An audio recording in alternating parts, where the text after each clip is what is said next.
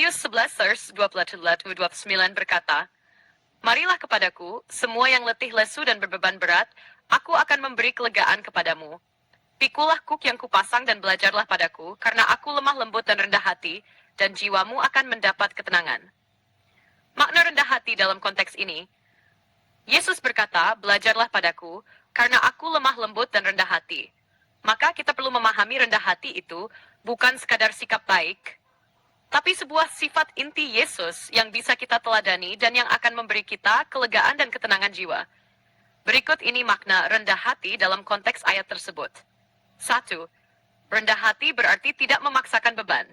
Yesus tidak seperti pemimpin agama waktu itu, orang Farisi, yang membebani orang dengan banyak aturan hukum, Matius 23:4. Dia justru mengundang dengan kasih, bukan memaksa dengan tekanan. Makna rohaninya, rendah hati adalah tidak merasa paling benar atau paling suci, tetapi memberi tempat bagi orang lain datang dan bertumbuh. 2. Rendah hati berarti tidak menindas, tapi menyembuhkan. Yesus bukan datang sebagai raja penakluk duniawi, tapi sebagai penebus yang mau memikul beban bersama kita, kuk yang ringan. Rendah hati itu melayani, bukan dilayani.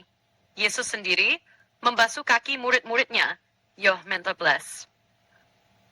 Rendah hati adalah sumber kelegaan. Yesus mengaitkan kerendahan hatinya dengan jiwa yang tenang dan lega. Ini unik.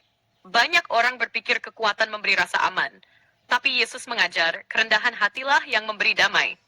Makna praktisnya, waktu kita rendah hati, kita tidak lagi berjuang untuk pembenaran diri, reputasi, atau balas dendam, dan itu melepaskan beban batin. 4. Rendah hati adalah posisi hati di hadapan Allah. Yesus, walau anak Allah, tetap tunduk kepada kehendak Bapa. Rendah hati adalah menyadari bahwa kita butuh Tuhan dan tidak bisa menyelamatkan diri sendiri. Kesimpulan, rendah hati dalam Mats 11:29 bukan kelemahan, tapi kekuatan Yesus yang memikat.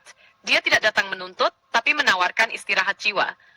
Rendah hati adalah tidak menghakimi, tapi mengundang. Tidak meninggikan diri, tapi melayani. Tidak membebani, tapi melegakan. Tidak memaksakan kehendak, tapi menundukkan kehendak kepada Allah. Yesus berkata, "Belajarlah padaku." Artinya, kerendahan hati adalah pelajaran yang harus dipelajari, bukan bawaan sejak lahir.